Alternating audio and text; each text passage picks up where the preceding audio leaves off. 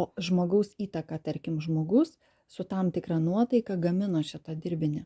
Taip, Jisgi įdeda irgi savęs, savo energijos į tą gaminį. Tai tas taip, gaminys tuomet spalvinasi dar plus taip, kita spalva. taip, Priklausomai. viskas susieta.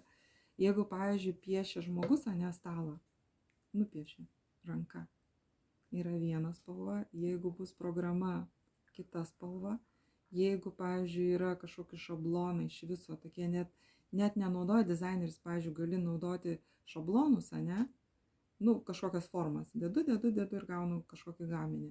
Tas dizaineris buvo nusivylime, baisingame kažkokį tokį gaminį. Jam reikėjo, pavyzdžiui, spaudžia jo ten kažkoks vadovas, sako, greičiau kažką sukurk, sukonstruok ir maždaug, kad nes reikia pinigų.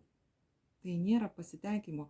Dizaineris jaučia spaudimą, jis negali kūrybiškai vystytis.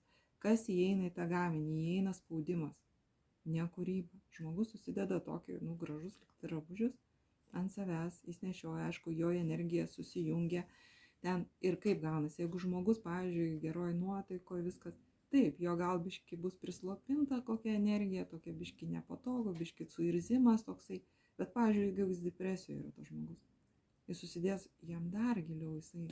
Bet ar čia yra to pirmo užsivilkimo momentas, ar tas daiktas išsaugojo paskui ilgam? Jeigu nenunulini, išsaugojo.